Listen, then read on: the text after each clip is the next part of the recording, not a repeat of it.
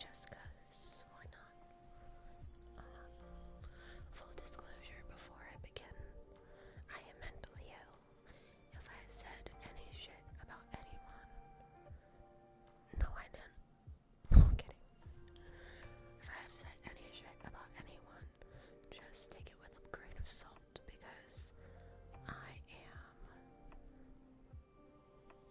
mentally ill. I feel things very strongly, and I'm working on feeling things less because it's really not that big of a deal. Don't intrude, it's okay. It's okay. I'm about to start reading. I just want to get some things cleared up because I've had a couple of streams where I can't let go of how angry I am. So I rant for 6 hours, and that's not very cutesy and not very quirky, you know? Of course, I may be streaming to 2 platforms, and I may have like an actual mic hooked up to Twitch, but I see you. I appreciate you. You guys are loved, and I am very grateful that you exist. Okay?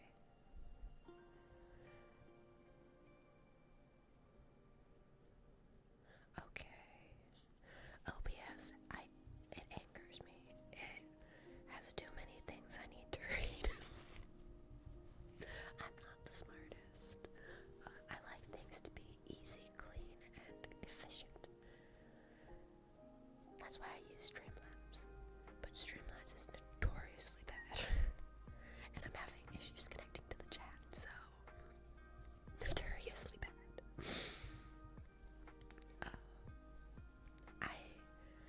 I hope that you can start OBS streaming. I wish you all the luck in that. Of course, of course. Not always. Don't get me wrong. Sometimes I'm very loud and energetic and vibey. But I rewatch my streams. Not to be narcissistic, but I watch my streams. And so, typically when I'm watching it, I'm like going to sleep. So I want something that's chill and vibe, and I want to know if I can whisper and still hear the audio. Why won't it add your gameplay? Excuse me. I love that. I also do tarot readings. So I believe yesterday, not yesterday, the day before,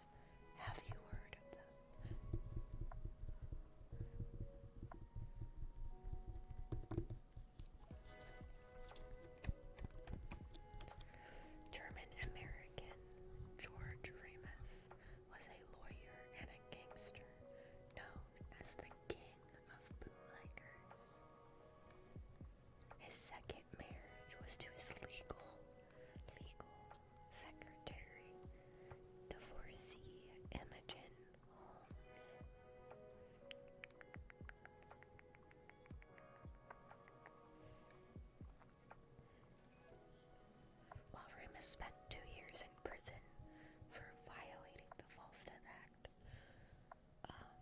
Imogen began an affair with an undercover prohibition agent.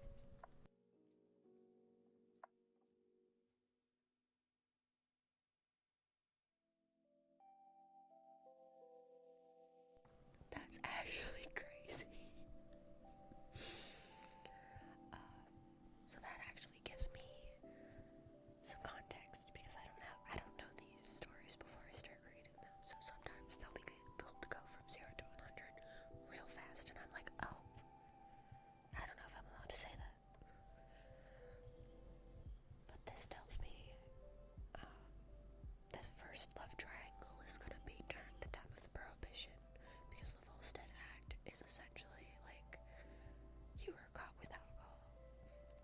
And if you don't know, the Prohibition was a period of time where the government decided no more alcohol. No more. So that gives me a little bit of a time period for when and where this is occurring. And I think it's hilarious that Imogen began an affair with an undercover prohibition agent while her husband is in jail.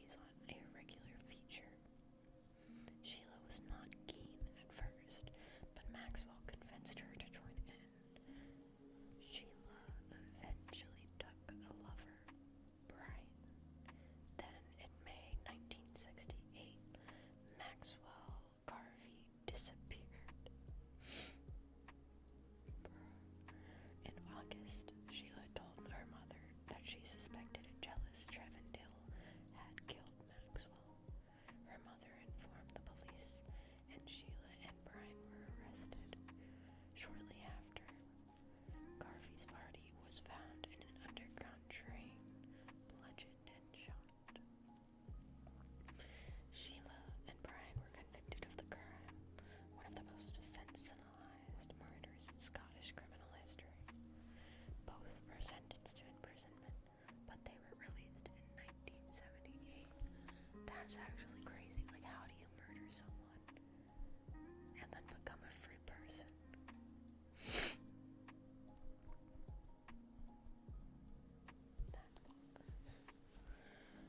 Pamela and Greg Smart, when Florida State University senior Pamela married fellow New Hampshire native Greg, they bonded over their love of heavy metal music.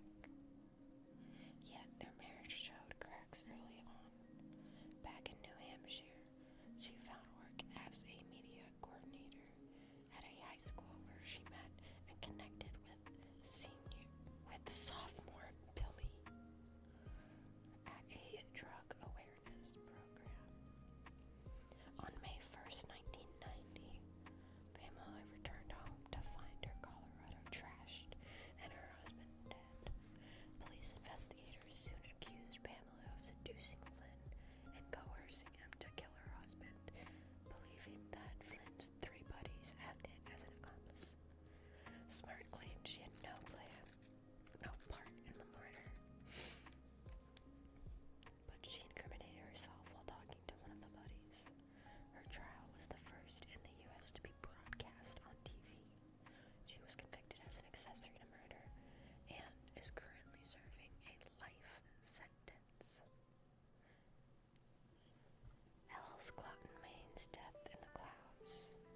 So perhaps the most bizarre cases of jealousy and revenge took place thousands of feet in the air.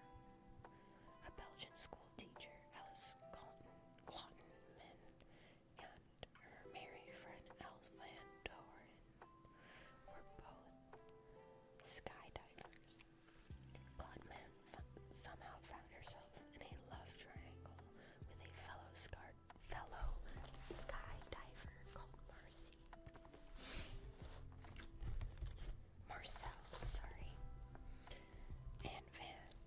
On November 18, 2006, their club performed a group dive over Flanders.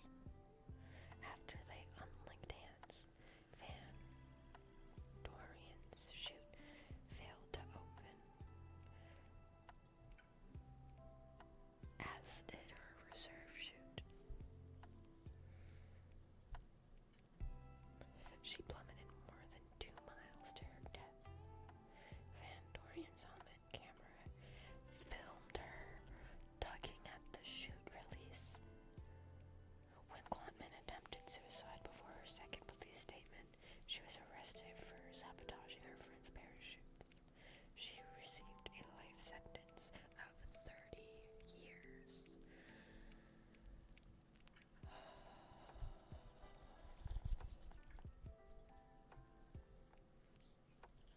Imagine that.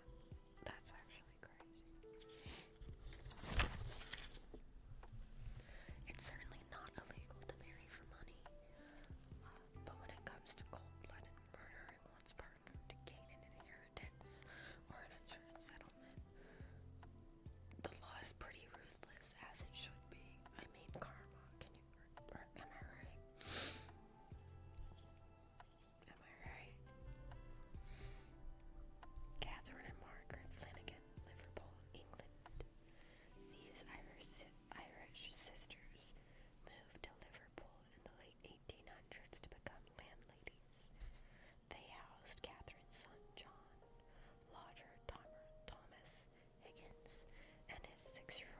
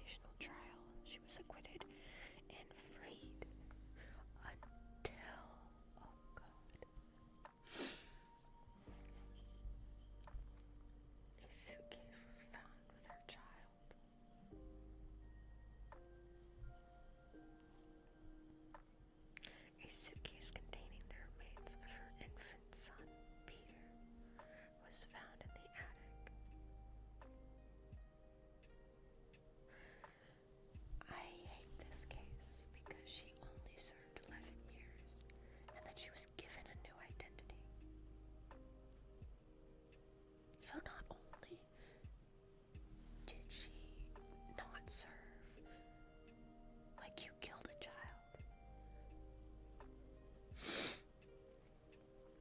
Whatever. Betty Lou Beats is in North Carolina, and as a child, she lost her hearing to measles and suffered SA by her father. At 15, she married Robert, who was a short-lived, abusive union. Beats then married Billy York Lane, who broke her nose during an argument. She responded by shooting and wounding him. Okay. I feel like she needs to learn how to pick better partners.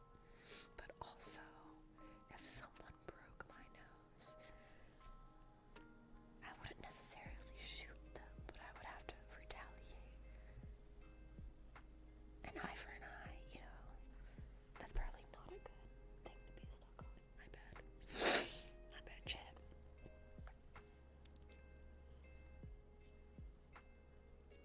Her marriage ended when she tried to run him over with a car. In 1970, she married Doyle, followed in 1982 by Jimmy. In August 1983, Betty Lou warned her son to leave the house because she intended to shoot his stepfather. He returned and helped her bury the body. In 1985, the police located the remains of Beats and Baker in her yard, and in February 2000, Betty Lou died by lethal injection in Texas Hospital unit. Fair. Jill Coit, this Louisiana native, married twice as a teen, but did not wait for her divorce papers before marrying another man. He was shot by an intruder shortly after filing for divorce from her. There we go. 3 more marriages followed, including her lawyer for the Coit murder. Her next mark, the big fish, was wealthy Gary Boggs. Learning she was still married, he had their marriage annulled. She sued to keep the $100,000 he'd invested in her business. After another brief failed marriage, she and her boyfriend Michael murdered Boggs. Her own son turned her in for killing Boggs in court. In 1995, she and Buckus received life sentences. So whereas this last murder, the kid helped hide the bodies, and this one, the kid helped bring justice. And I think that is a little bit more important. Sorry. Would you like to listen to another story, or would you like to play some Fortnite? British police have really encountered such a collection of sociopathic traits as those found in Fred West, who was described as the epitome of evil, and who, in spite of being quote-unquote dim and scarcely literate, managed to attract 2 wives and impregnate numerous lovers. His second wife, Rose, he found his ideal counterpart, a woman who enjoyed sexual perversion as much as he did. Fred and Rosemary West, grim and grisly. West was born to a struggling farm family in much Markle. I'm really bad with names.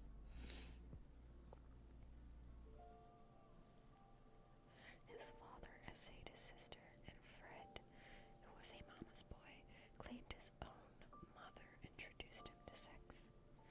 At school, he was mocked for his thick accent and scruffy appearance. His technique with girls was to accuse them and then grope them.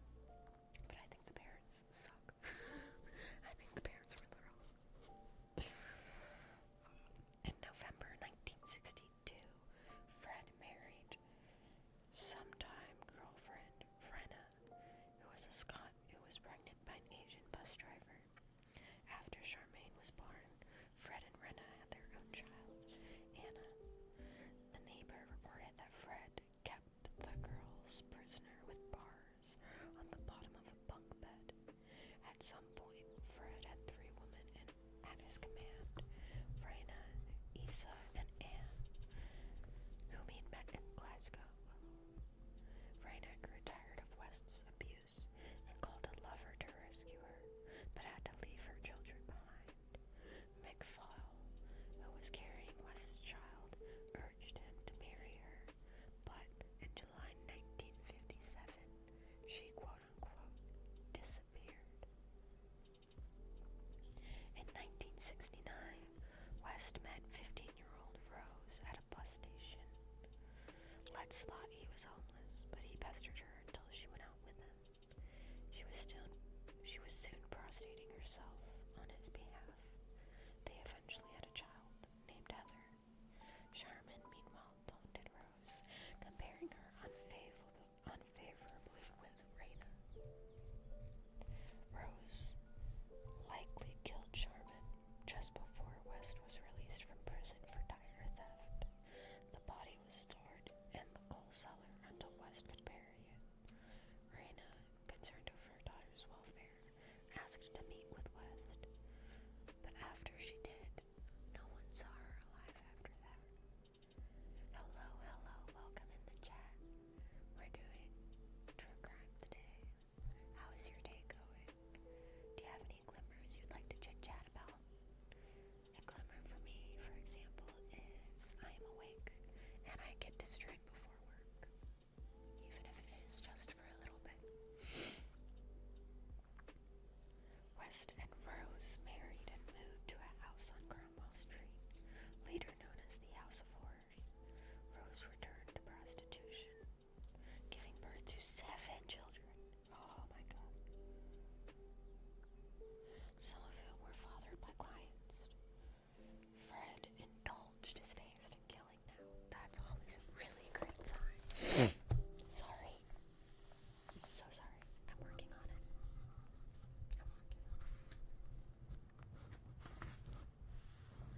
And Rose was a willing accomplice.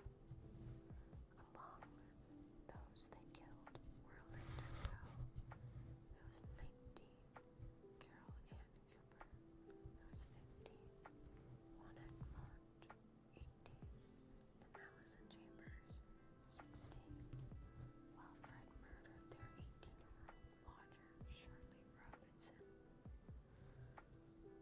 West also repeatedly essayed his daughter. Heather complained to Fritz about the abuse and looked for work away from home. When she disappeared, West told her siblings she had taken a job in Turkey.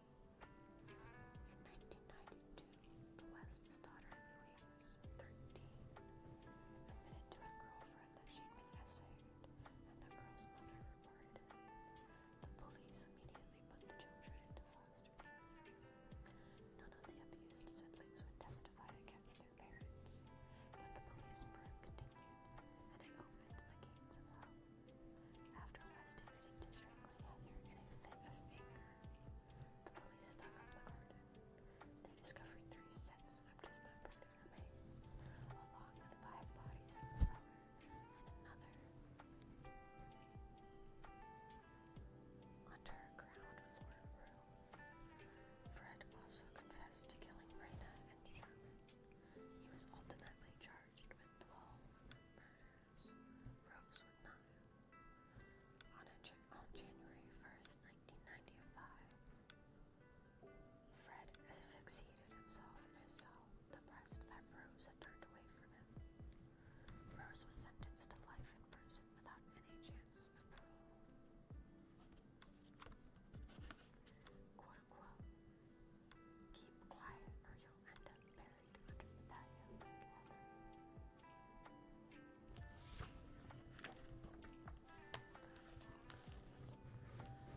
Should I keep reading or should I play Fortnite?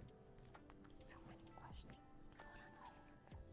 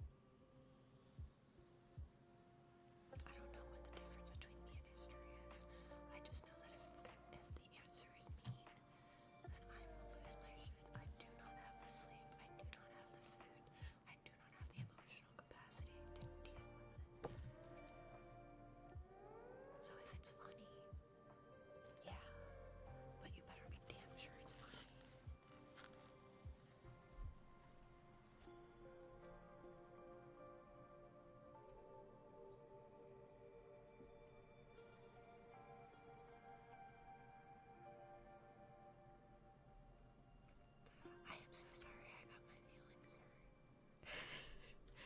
I am so sorry I got my feelings hurt. That was actually really cute. I'm sorry.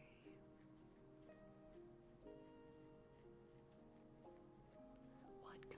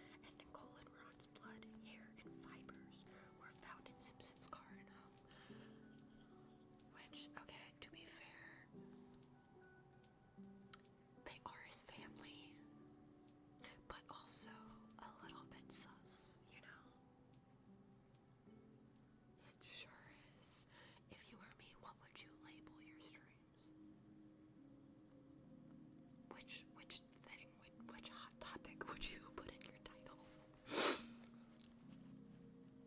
Oh, do you have any glimmers of today? For reference, a glimmer is like something good that happened yesterday or today. For me, a glimmer is I got to stream before I had to go to work, and I have an early shift today, so that early shift really takes me out.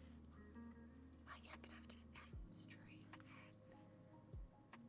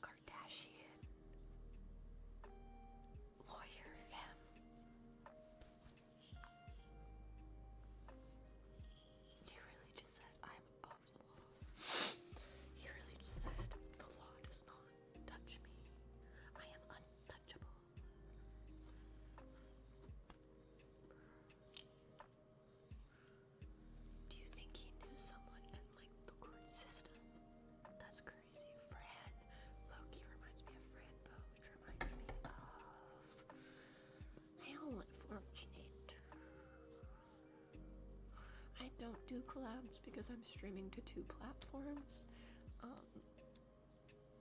Maybe if Letty is up for it. Oh wait, you have a Twitch! Oh my god, wait, chat, can you see this? Make a mental note, I have to follow them back, okay? Sorry for putting you on full blast, but for people that I like vibe with, lovely.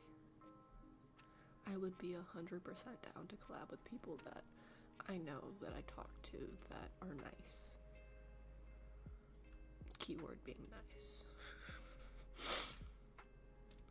I haven't even seen your streams, but I did make a reference to it so that I could watch it later. Check it out later, you know?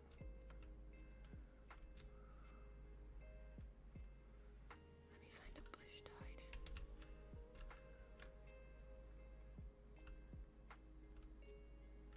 I love that. Do you know Epic? We could do karaoke. Also, what kind of gaming? Because I'm currently playing Fortnite.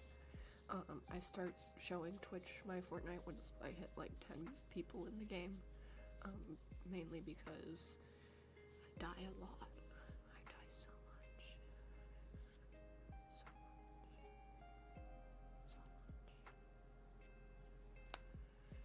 much. I sometimes do karaoke here. It is. Okay, have you heard of, there's this one guy, he is in this book, so I will be talking about him later. H.H. Holmes, I guess, I think. Yeah, H.H. Holmes. There is a game that I need to get it. It looks so good. I watched Jacksepticeye play it, I watched Gabby play it. It looks so good.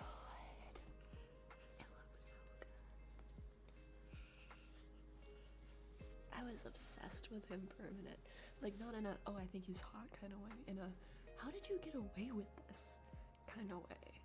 Yeah, he like made, I did like a Twitch stream of him earlier. But like, yeah, he made an entire like castle murder house kind of complex. And it was right next to like this really popular hotspot. So people, tourists who would go to that hotspot would stay at his hotel and never leave. And one of the opening scenes in the game, spoiler alert, one of the opening scenes in the game is you get to look at all of the rings and all of the jewelry and all of this stuff, and you're like, wow, these are really pretty, these are really cute. They're from the previous victims.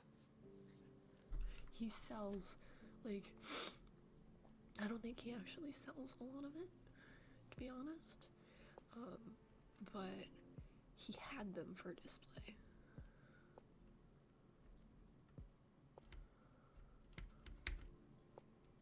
I think that's bonkers. I think it's called The Devil in Me. Don't quote me on that. Is it? Wait, if it is, can we play it? I do have a Discord. I'm not sure what my Discord is called. But I have Instagram. We can chit chat there. Oh my god, did I just make a new friend? Okay, wait. I do have to clarify this because I am 22. I don't want there to be a weird age gap. I am not Colleen Ballinger. Okay. I am not. I think Dream is another one.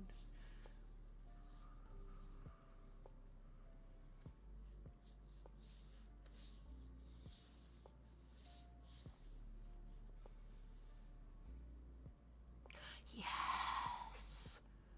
Oh my god, wait, I think I just found a new friend, guys. Currently it is almost 9 p.m. Not 9 p.m., 9 a.m. Eastern Standard Time. Which actually tells me that I should not be entering another match. Okay.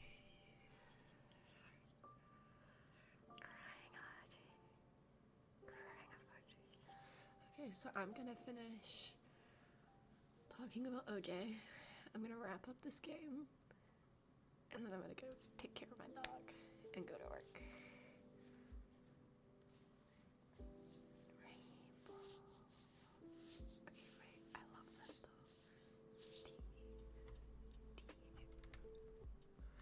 You got me to break the whisper.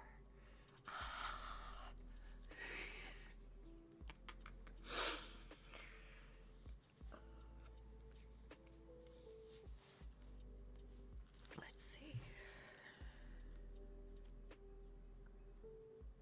Simpson hired a quote-unquote dream team of defense lawyers that include Johnny Cochran, Robert Shapiro, F. Lee Bailey, Alan Dershowitz, and Robert Kardashian. Bruh. Simpson's team protested that he had been framed. Okay, so Simpson's team, their defense was he was framed. Guys, he was framed. LA cops are racist. They framed him. They framed the gloves and the blood and like. That's the best thing they could come up with. Okay. Including police detective Mark Furman, who has, okay, well, the police guy did have a history of being a little bit racist, so I guess he was building onto something there. But like, the district attorneys believe that they had a very strong case. Like, you got his gloves with his blood in 2 different locations. The DNA is there. They were so confident. They were so confident. I don't know how to open a door.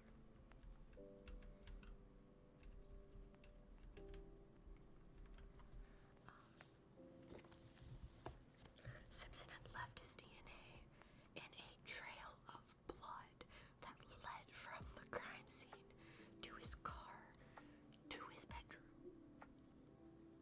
Simpson also had no alibi for the time of the murders. Oh no, however,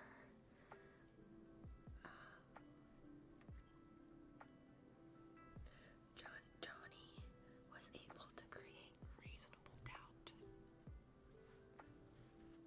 in the jury over the DNA findings, possibly because this type of DNA was like new DNA. It's a new DNA type, I guess, but also not really. Then when the persecution asked OJ to try on the bloody clothes he supposedly used in the attack, they proved to be too small. This resulted in him admonishing the jury, if it doesn't fit, you must acquit. I feel like OJ would have been smart enough to know about fingerprints, though. And in order to avoid the fingerprints, you wear gloves.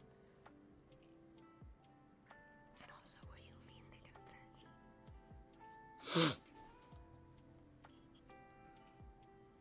Just before the verdict, the LA police were placed on alert, fearing that a guilty verdict might cause riots similar to those of 1992.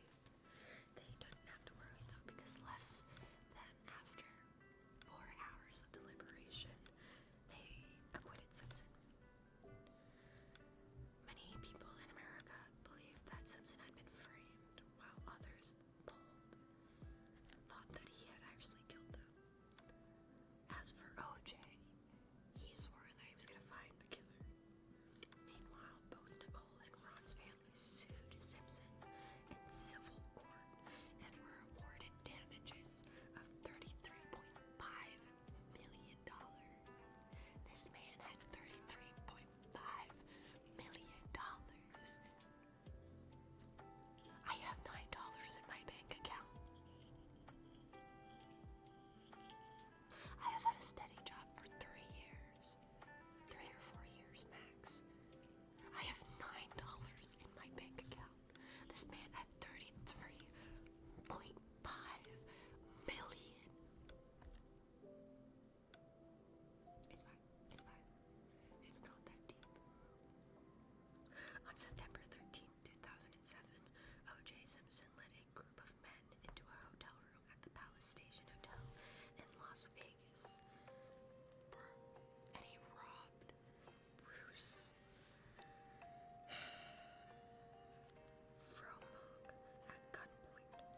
Simpson was arrested 3 days later, and he claimed the items in question had been stolen from him, and that he was simply taking them back, but denied breaking into the room or holding a gun. Exactly 13 years after he was acquitted for the Brentwood murders, he was found guilty and sentenced to 33 years. He was released in October 2017.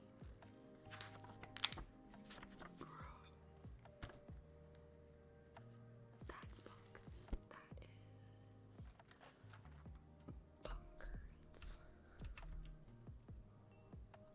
Personally, that's bonkers.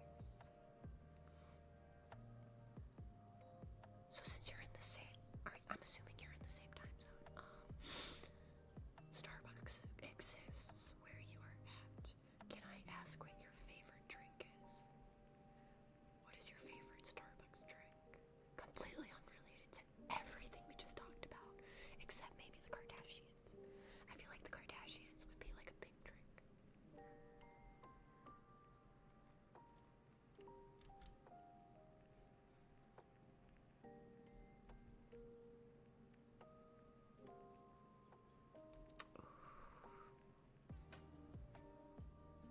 I'm so happy you got out.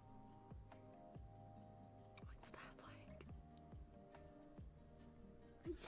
Okay, I don't think I can't keep doing this. I'm gonna stop whispering. My tummy rumbles.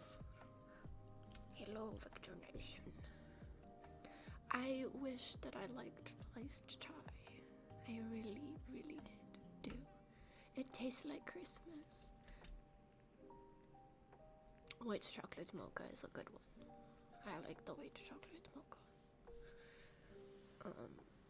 Hated when people started getting it with vanilla sweet cream cold foam and extra caramel drizzle, because then I have to make more sweet cream. That's literally the only reason. I just don't like making prep. We recently changed, not we, I do not work for Starbucks, I do not speak for Starbucks. If I ever talk shit about my coworkers, I do not work at Starbucks. I have never ever worked at Starbucks for 3 years, and counting. I have never ever have any trauma from Starbucks. I did not have trouble transferring, and so I had to quit, and then I had to get rehired, and then I was told that I don't know how to make a latte and that I can't wear my Coffee Master apron.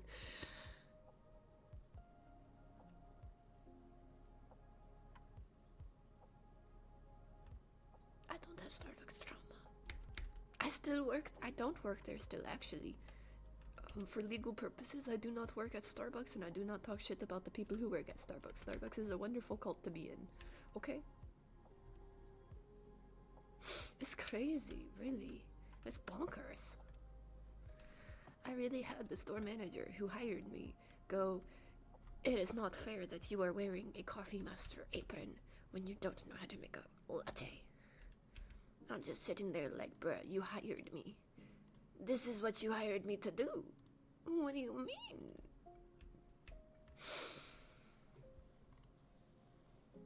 Anyway, they got fired. They don't work there anymore. I ate them. I set them on fire. I watched them burn. That's actually why I got fired. The law is crazy. The law is crazy. I have no idea, but I have so many pins. When that first store manager left, we had a different store manager watching over our store, and so she was like, "Yo, you got all these pins. Oh, what happened? Why aren't you wearing the Coffee Master apron? Why aren't you training people? Because you're a barista trainer." And I was just sitting there like, well, because I don't know how to make a latte. I also don't know how to make a pour over. I also don't know how to make a tea. I also cannot check 20s correctly.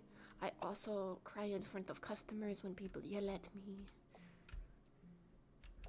Although, to be fair, I am a little bit of a sensitive bitch, okay? You can scold me and I will start crying. I will assume the scolding is yelling. But also, it was the other day. Oh my god, the other day. I mean, yeah, I feel like crying in the back is a little bit of a rite of passage. I was crying in front of the customer in drive-thru.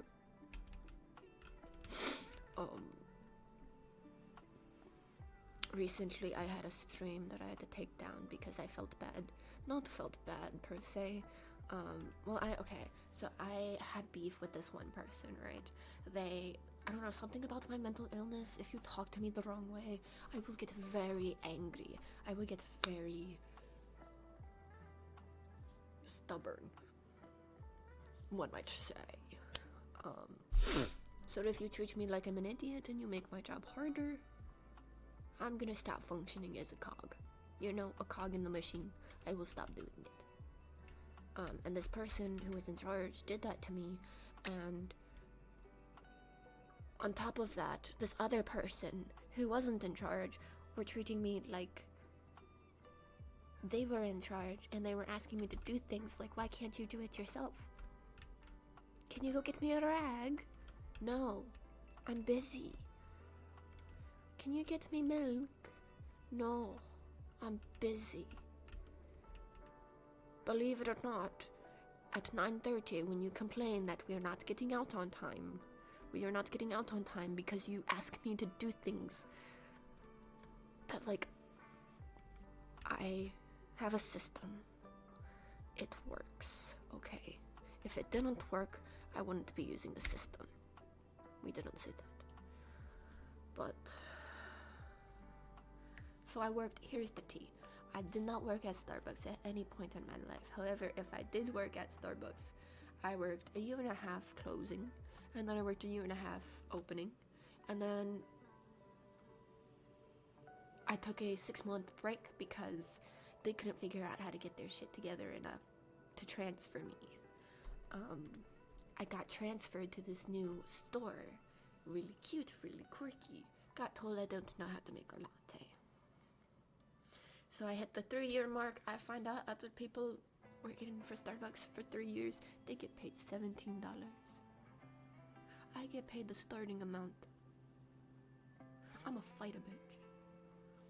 Because tell me why I'm not getting paid to deal with these other people treating me like shit.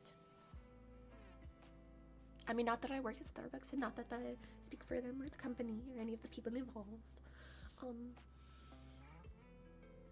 But tell me why this borrowed partner comes into the store and acts like a shift.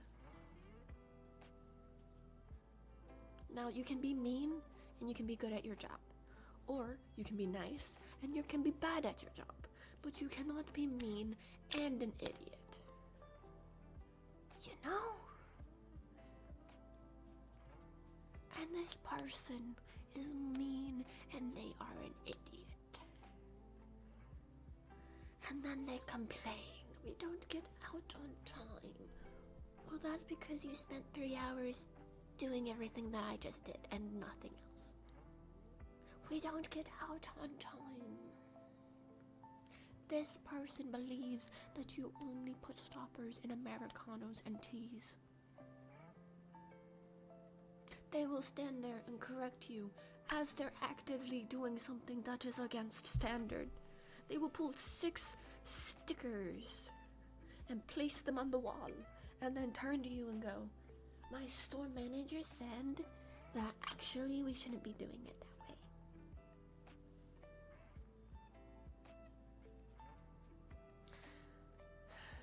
So I admit, snitches get stitches. Okay, I am not the best worker. I'm not the best person to piss off. So when I got pissed off one night, I texted the manager who was watching over our store because the other store manager was on vacation. They wanted to know why I didn't stay late to complete my training. I went off. Well, it's because I wasn't really feeling that well, and one of the partners brought out a speaker. I wasn't feeling that well, and everyone other than me were wearing nails. I wasn't feeling well, but the way people talk to me, like this is my first day on the job, even though I've worked here for 2+ years more than they have worked here. Like even Howard, like I know an ungodly amount of coffee knowledge that I can just spew.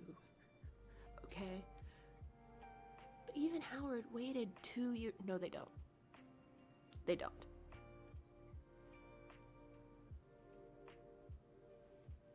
I snitched.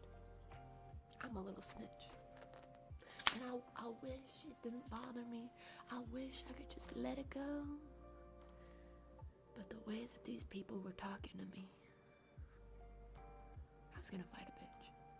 But I know I do not win fights. So I had to go, Mommy, these people are being mean to me. Fix them.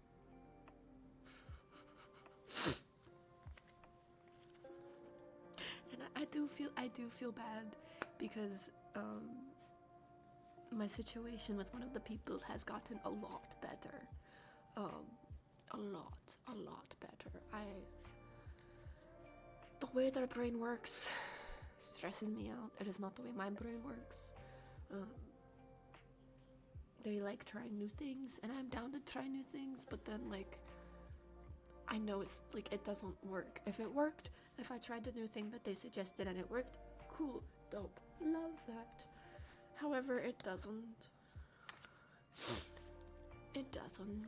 It also stresses me out to see a pile of dishes in the back because I am used to being the one who has to take care of it. And it is weird for me to not be the one taking care of it. I had like the easiest shift ever yesterday. It was crazy. Crazy.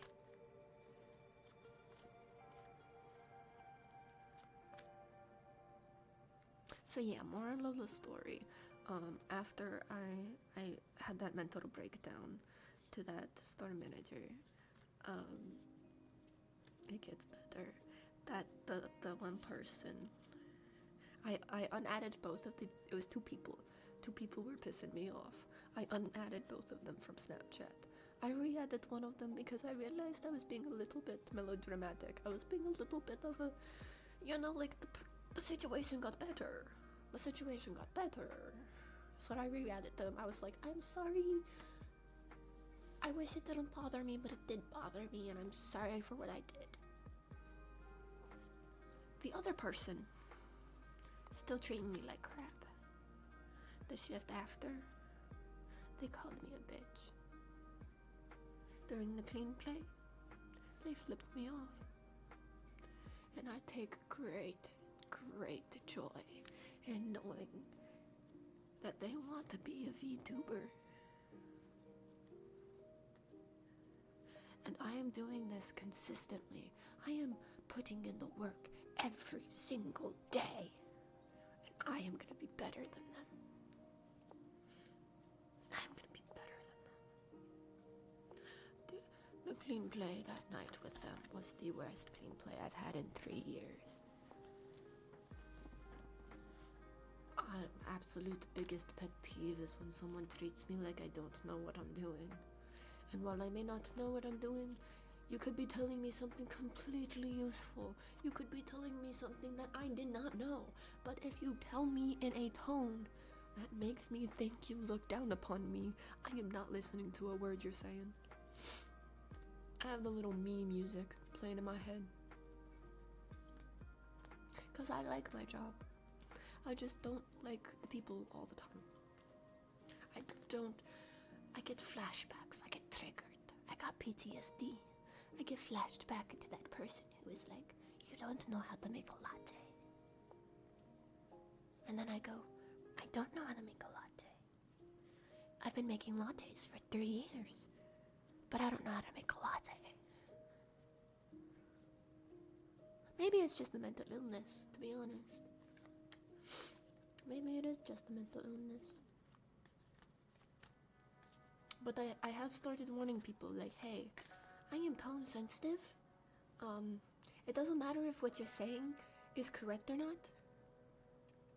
I will take offense to it if it is said like you think I'm immoral.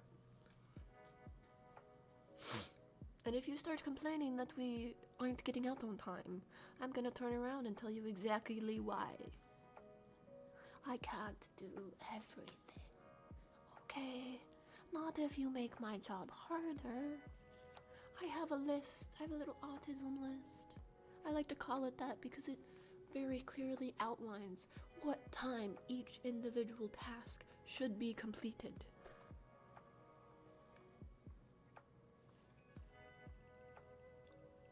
If you make that list harder by doing it out of order, by adding more things, by telling me I don't know what I'm doing, well, suddenly I'm doing the work of one person and not three. Because I take pride in the fact that I am a very hard worker. But a hard worker is only a hard worker when they are appreciated. When they are.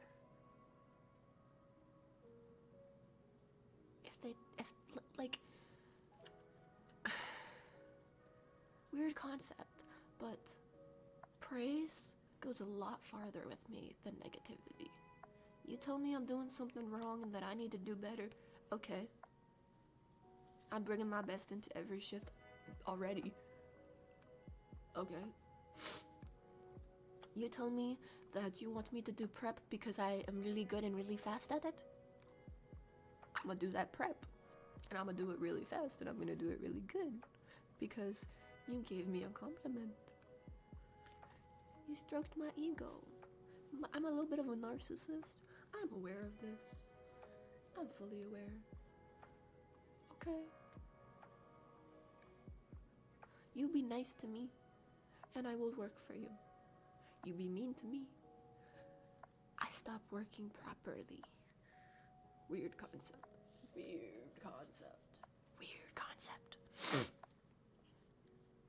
But that is why I try to make sure that I thank people for showing up. You know?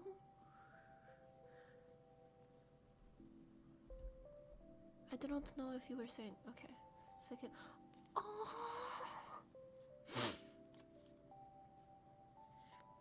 I would have cried. Because you don't gotta be negative. You don't gotta be angry all the time. Like, you catch more flies with honey than you do with vinegar. And it's crazy how some stores don't understand that. However, if someone's not doing their half of the work and then they start complaining and they start being mean, well, I'm gonna be a little bit mean back. And I grew up in a very abusive household. I know how to be mean.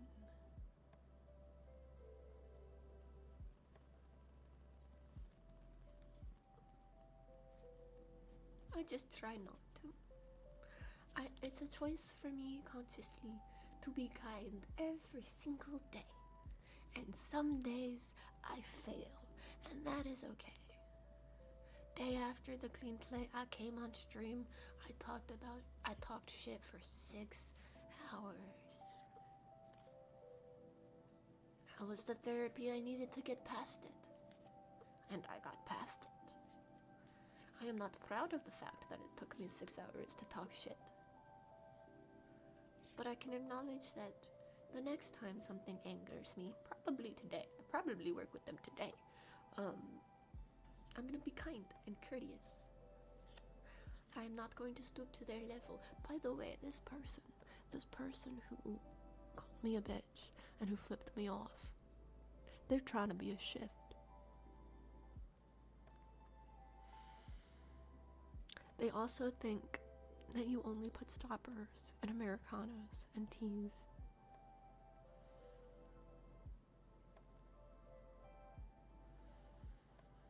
Now, I don't know about you, but maybe one day I want to be a shift. Maybe one day I want to get paid at least a little bit closer to what I'm supposed to be getting paid. Because my district manager has literally ghosted me when I asked him for a raise. He was like, let me check up with you this week, and then never showed up.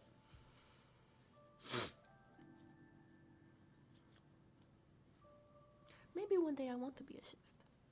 If I'm cursing out this kid who's the same age as me, but I'm still gonna call him a kid because mentally they play VR chat. Mentally they play Genshin. Mentally they've called me a bitch on the floor very loudly with customers in the lobby. I cannot stoop to their level. I cannot. And honestly, if we become friends, you will know all the tea. You will know all the specifics.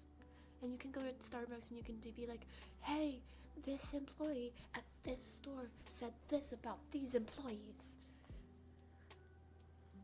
I'll be like, what? I haven't worked with Starbucks for 3 years. The last time I worked with Starbucks, it was in Connecticut.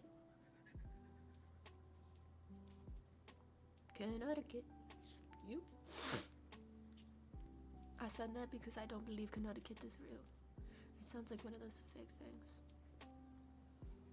Yeah, no. Don't work for Starbucks. In fact, I work at Waffle House. During that transfer period where I was trying to transfer to Starbucks, I took a job at Waffle House. So that's my cover story here.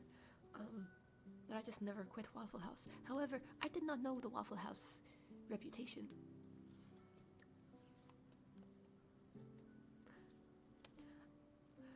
Three different people warned me that I would have to deal with fights at Waffle House.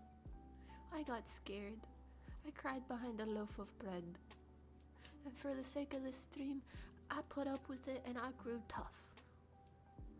In reality, the exact opposite happened. I went home, I cried to my Pookie, and I quit. But Waffle House, it's cute. It's cute. Card fell out.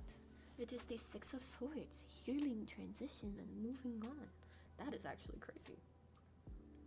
Anyway, I have to go get ready for my shift at work because I work at Waffle House creating waffles, and I think they use Robusta coffee. It's crazy. It comes in a package. I will see y'all tomorrow at 8:30. Hopefully. It is lovely to meet you. Also, I talk like this.